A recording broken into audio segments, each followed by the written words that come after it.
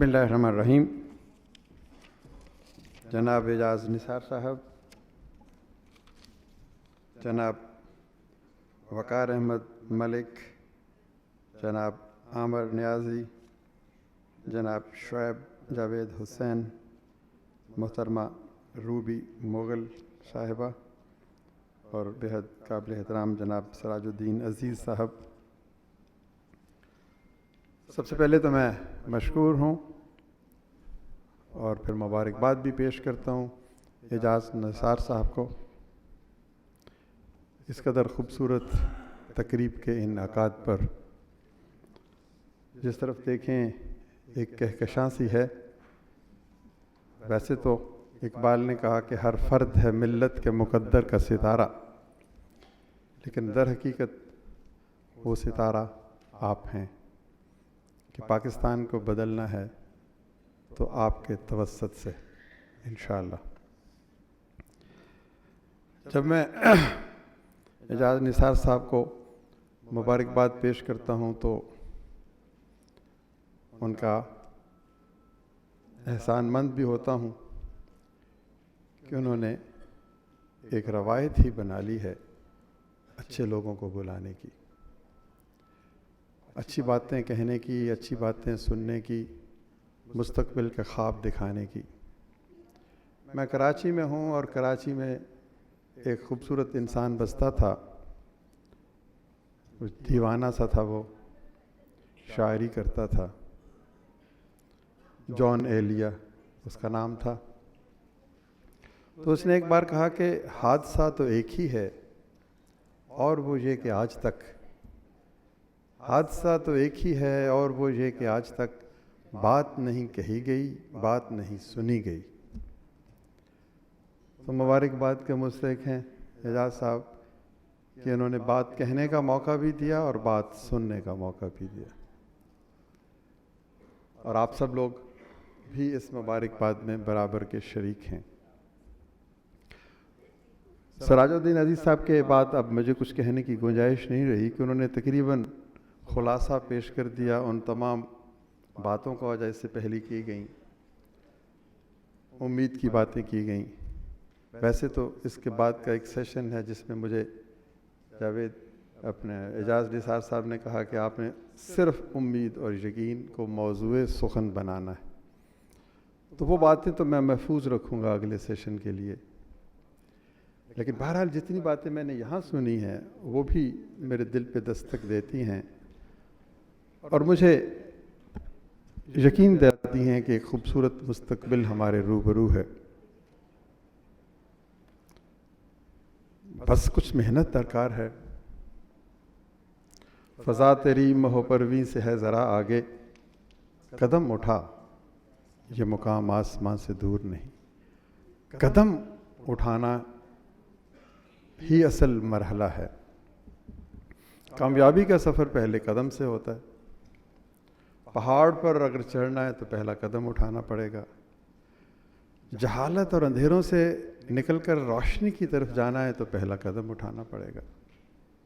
سفر ہے شرط مسافر نواز بہتے رے، ہزار ہا شجرے سایہ دار راہ میں ہیں. تو کوئی سفر کے لیے آمادہ ہو تو پھر اس کو شان کئی بھی ملتی، پھر اس کو عظمت، بلندی، کون کون سی شے میسر نہیں آتی.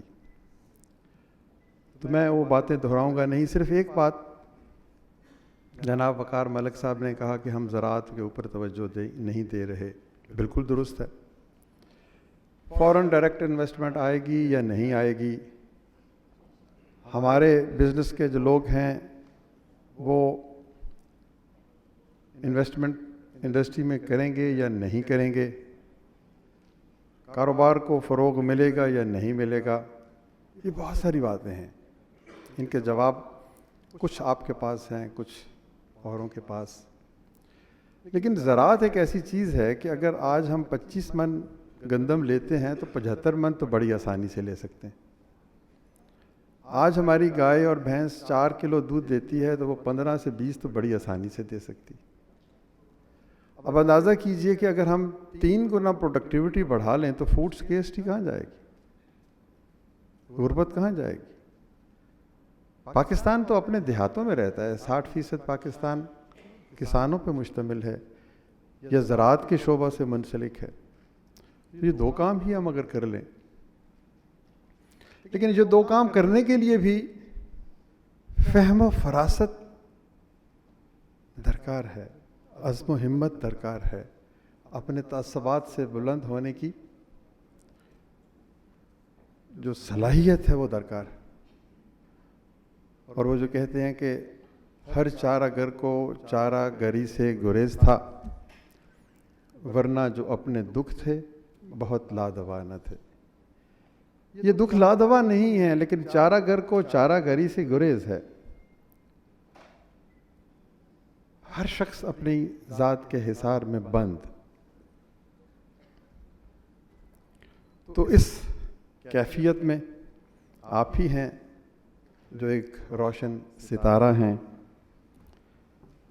آپ ہی ہیں جو اس ملک کو ترقی کی شاہراہ پہ لے کے چلیں گے. اور یہ مشکل کام نہیں ہے. اگر ایک شخص بھی فیصلہ کر لے میں نے بدلنا ہے خود کو، تو وہ بدل سکتا ہے. چند لوگ، پھر اور چند لوگ، پھر اور چند لوگ. ایک حلقہ میں ہوں اس کا، دوسرا حلقہ ہے تو، دور تک پھیلا ہوا ہے سلسلہ زنجیر کا.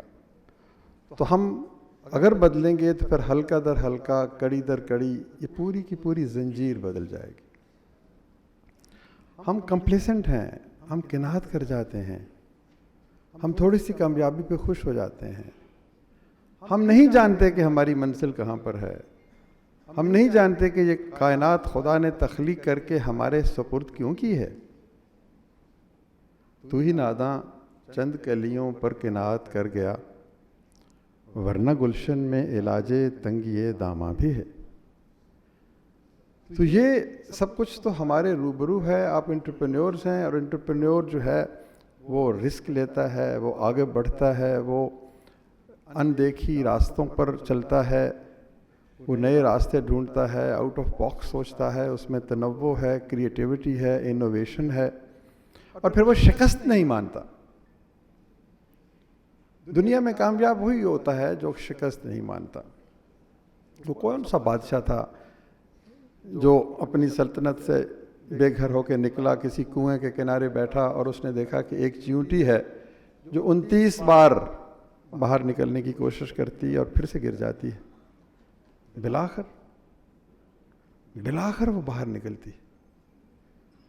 تو بلاخر ہم بھی جہالت، تعصب، غربت، افلاس کی اس گہری دلدل سے نکلیں گے. لیکن اس کو نکلنے کے لیے جو مستقل مزاجی، جو ایک بلند نصب العین کے ساتھ محبت، ایثار، قربانی، دیانت، امانت، صداقت، یہ ساری کی ساری چیزیں چاہیے. اور یہ سب چیزیں میرے روبرو ہیں. آپ کی چمکتی ہوئی پیشانیاں اور آپ کے چہرے پہ مسکراہٹ، آپ خاموش ہیں لیکن میں تو سن رہا ہوں. آپ کا وجود ایک آواز ہے، اور یہ بلند آواز باز گشت بن کر میری کانوں میں گونج رہی ہے کہ پاکستان کا مستقبل خوبصورت.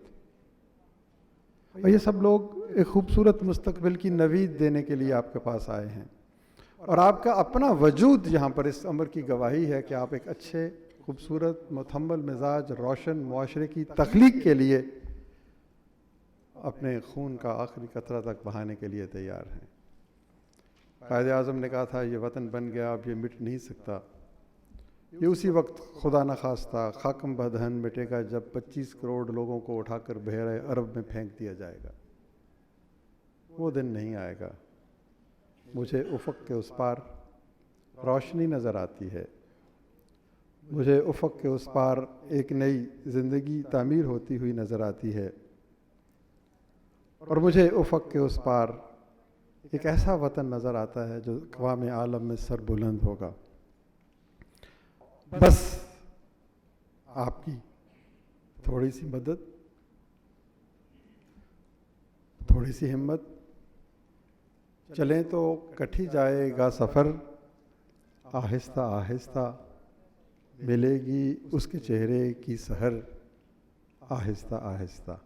بہت شکریہ. سر